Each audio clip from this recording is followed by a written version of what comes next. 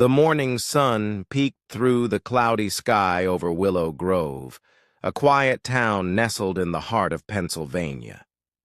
At the town's edge stood Hope Haven Orphanage, a modest yet warm home filled with laughter, dreams, and the kind of joyful chaos only children can create.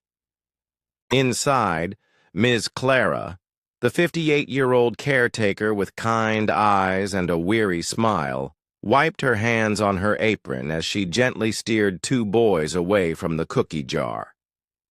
"Breakfast first," she reminded them. Suddenly, a deep rumble shattered the morning calm. A line of black SUVs pulled up. Staff hurried to the windows, stunned. "Is that the Secret Service?" whispered Jacob, a 12-year-old boy whose glasses were much too large for his face.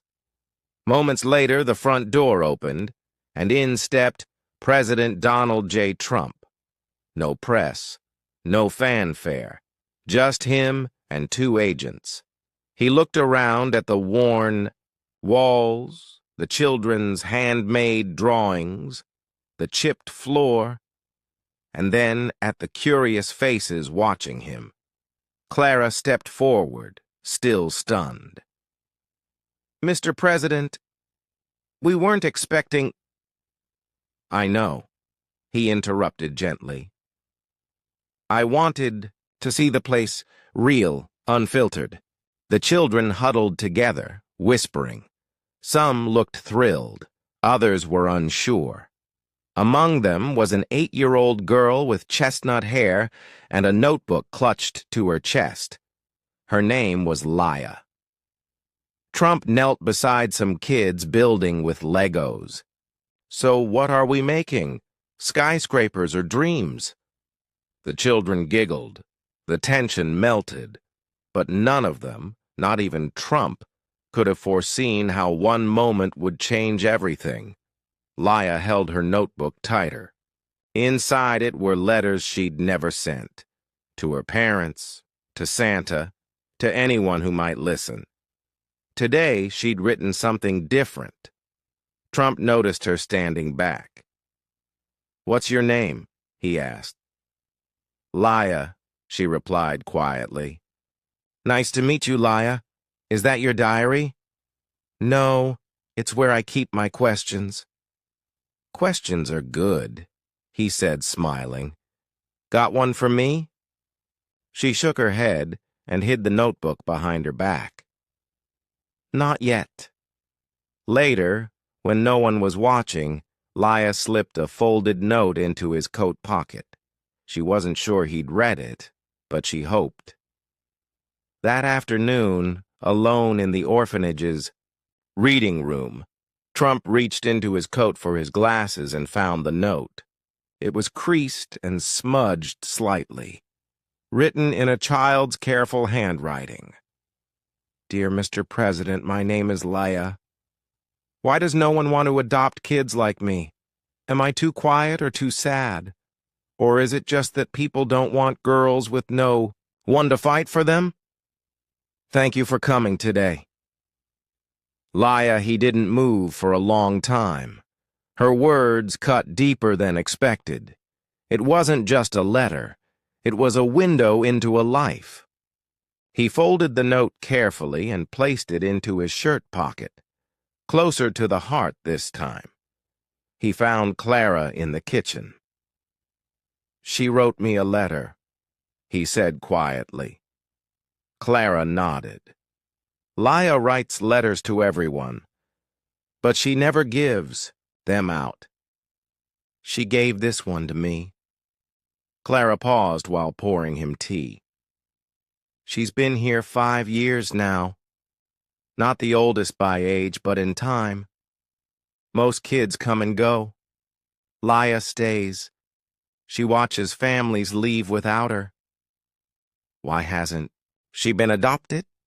Trump asked. Clara sighed. "Quiet kids are hard to place. They're not broken, but they don't sell well. Some want babies, others want energy." Trump clenched his jaw. She's a child, not a product. You're right, Clara said. But the system doesn't see them that way. Laya needs someone to fight for her. That night, Trump ordered pizza for everyone. From the White House?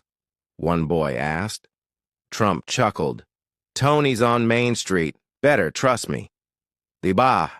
Kids crowded around the table. Plates clinked, soda fizzed, and laughter echoed. Trump sat beside Laya. You like pizza? She nodded. Me too. Especially the cold leftovers. She smiled for the first time. Do you think grown-ups always know what they're doing? She asked. No, he replied honestly. We try, but sometimes we need kids to remind us what matters. Next morning, the orphanage buzzed. Did he really sleep here? Is he still here? Trump had stayed the night in a spare room with a lumpy mattress and peeling wallpaper. He emerged early, hair slightly tousled. Clara handed him coffee. Sleep okay? Better than any hotel, he replied. He sat on the steps beside Laya, watching the sunrise. Ever been to Washington? She shook her head. Want to go? She raised her eyebrows, unsure if he was serious. He was. But first, he had to change how kids like Laya were seen, not as cases, but as children. Back in D.C., he gathered his advisors. I want a full review of the national adoption system. They looked confused. Sir, with all due respect, make it a priority, he insisted, placing Laya's letter on the table. This isn't politics. This is humanity. Weeks passed. Laya sat by the orphanage window every day, notebook in hand. Then the phone rang. Laya, it's for you. Her hands trembled as she picked up. Hello? Hi, Laya. It's me. I told you I'd fight for you. But I need your help. Will you come to Washington and speak with me?